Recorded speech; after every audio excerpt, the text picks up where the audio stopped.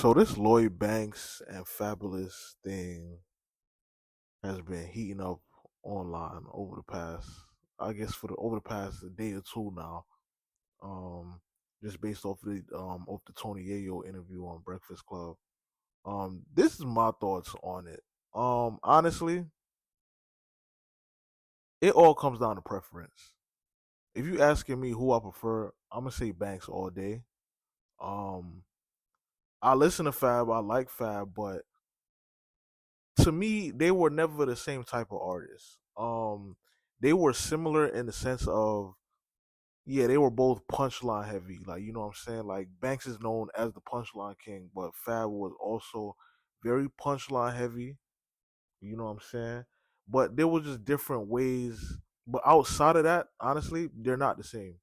Um, Banks's punchline delivery is more rugged. It's more gritty. You know what I'm saying? It has more of that street effect to it. With Fab, it's more of like fly guy rap, which is why I said like, yeah, you can compare them when it comes down to punchlines, but if we just talking about them as artists individually, they not really the same artists. You know what I'm saying? Yeah, if they decide to do a record together, which they got a few records together, to where you know what I'm saying, like yeah, like if the subject matter is like on some like if you're looking for like a banger, like a club banger or something casual, like yeah, like they're basically like the same type of rapper, like you know what I'm saying. But when it just comes down to their own individual catalogs, they are two completely different artists. And I hate when people keep comparing, you know what I'm saying, artists, you know what I'm saying, just because they might be similar in one way. Just because they're similar in one way does not mean that they're the same artist. So let me just I'm gonna break this down in this sense. So when it comes down to the discography, honestly, they both got a lot. I think Banks has so much more music. Um it's just very hard to mention all of that and everything. Like the his list is his discography is long. If I'm going solely off of albums, you know what I'm saying, between the two, you know what I'm saying? Like if I'm gonna go with the most with Banks's albums, you go Hunger for More. First one, the second one, and then you got Rotten Apple, and then you got the Cotty series. You know what I'm saying? Um And then with Fabulous, you will have what? You got Ghetto Fab, Street Dreams, Real Talk, From Nothing to Something, Low Soul Way, and Young OG. You know what I'm saying? So Fab technically got more albums, but Fab isn't really known for his albums though. Like, yeah, like I give him Ghetto Fab. Like Ghetto Fab is a dope album. As far as real as far as like Street Dreams go, like it's a cool album. It has like, it got hits on there, but you know what I'm saying? Like just the whole body of work, and this has always been my complaint with Fabulous's music. I feel like every album that Fabulous has, there's a hit record on there. Like, you know what I'm saying? So you go Ghetto Fab, you got Youngin, you got another one on there, you know what I'm saying, with Street Dreams, you got to Trade It All, Part Two.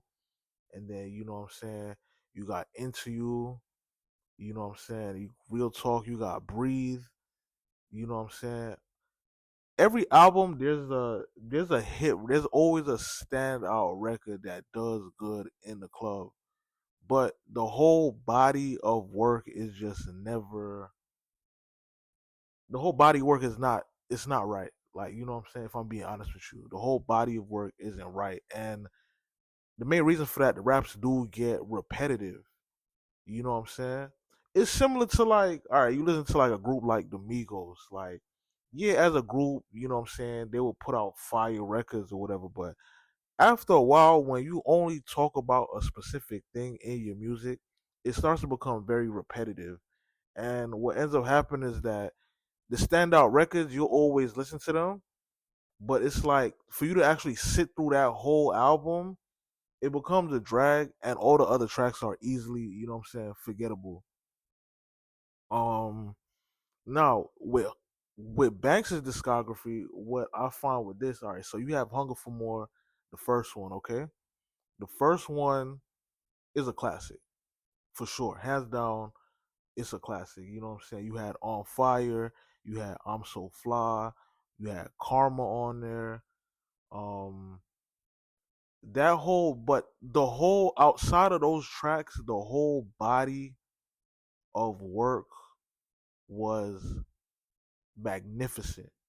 You know what I'm saying? You could sit through that whole album, and the album, it had different tones to it. Like Karma was for the ladies. Um, if you so gangster, like that's more so like, you know what I'm saying? That's a street record, like, you know what I'm saying? Like till the end with Nate Dogg, and when the chips are done with the game, like yo, all of the, like, that whole album, like it's cohesive, but the songs have a different feel to it. You don't feel like you're listening to an album that lacks of substance. Like there's something there's a lot. It all comes together beautifully. Um, Beautifully, goddamn. Now with Rotten Apple,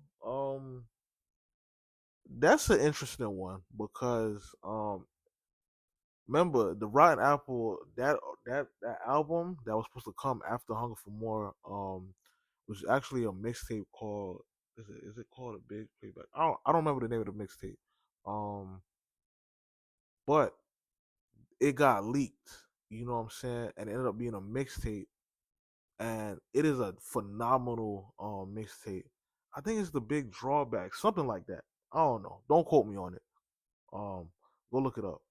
But Ryan Apple, to me, it doesn't hit the same as Hunger for More, but at the same time, it is actually, it's a dope album. I feel like there's a little bit too much fat on there. There was some like standout tracks on there. The one with Help with Carrie Hilson, and then the one with Music Soul Child. You know what I'm saying? Like he has some standout tracks on there, but you got Cake on there, but it's a little bit too fatty and it's less cohesive. Like you could tell, like he was basically scrambling to put something together for the album because the original one got leaked. Nonetheless, it's still a solid album, but it is a step back from Hunger for More. If I'm going for like Hunger for More too, it's a very, it has its moments too, like, you know what I'm saying? But it's around that weird era of music. I always say like the 2010s, like was kind of like 2009, 2010, 11, 12. It was like a weird era of music. Every a lot of stuff was very club centric. Yeah, like the music just had a different feel to it. The production was different. Um, my favorite tracks on that album would be "I Don't Deserve You." Um, Even the intro with him and Tony Yayo, that was a dope one. "Home Sweet Home" with Pusha T, that's a dope one. "Sooner or Later," that's a dope one as well. But like, it's a solid album. You know what I'm saying? It wasn't really, it wasn't hitting like Hunger for More. You know what I'm saying? So when it just comes down to albums, it wasn't really their strong suit. But I will say on the actual albums, Banks always came through more with substance. He was able to find a way to have like music with substance in there. Now the mixtapes is where both of them completely shine. Um, as far as mixtapes go, like with Fab, you have You have the Summertime Shootout series. You got the Soul Tape series, which is my personal favorite. All the Soul Tapes, and then the No Competition series. Um, Mixtape wise, they both have classic mixtapes.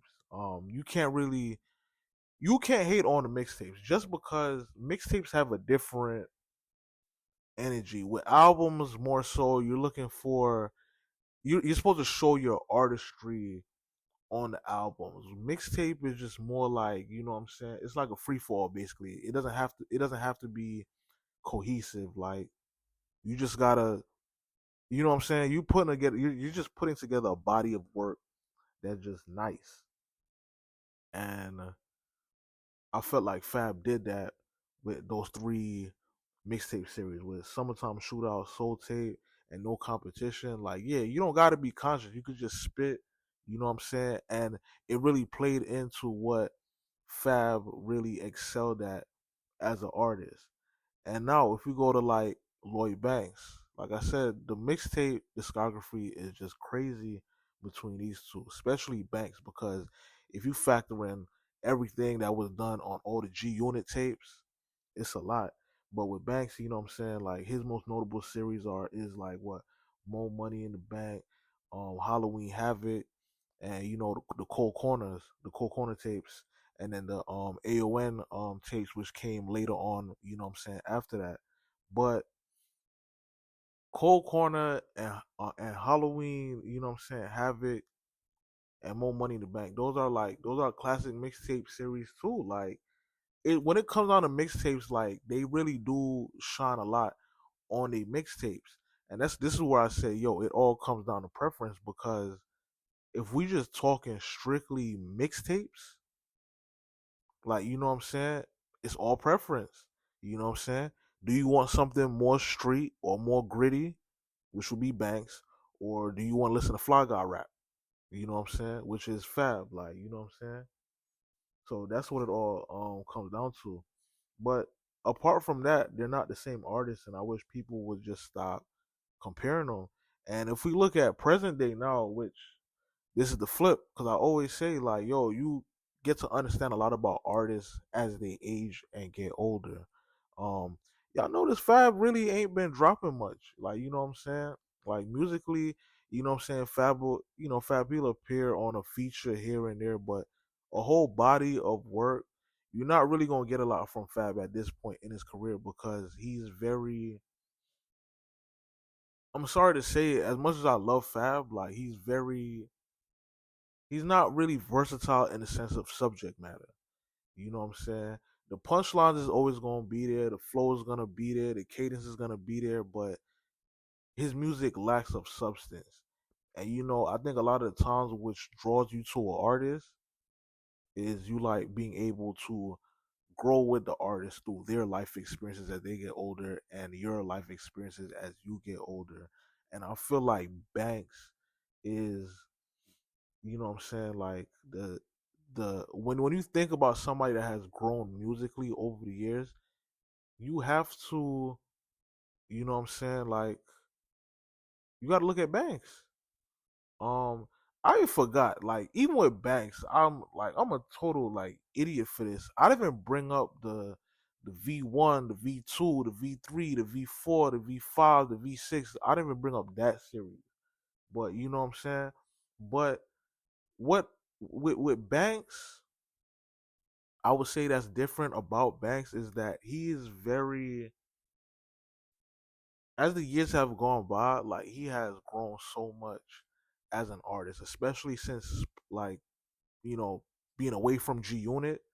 Um you can see it, like I remember when V6 came out. I was in high school when V6 dropped. I was a senior, so that was like around what, 2012. He dropped V6 and I liked it because it was different. Like it was a different Banks. Like you know what I'm saying? Like we were so used to hearing Banks, you know what I'm saying, with the monotone, lazy flow, but he was rapping faster. The production he was on was different. Like he was on some like futuristic type of shit.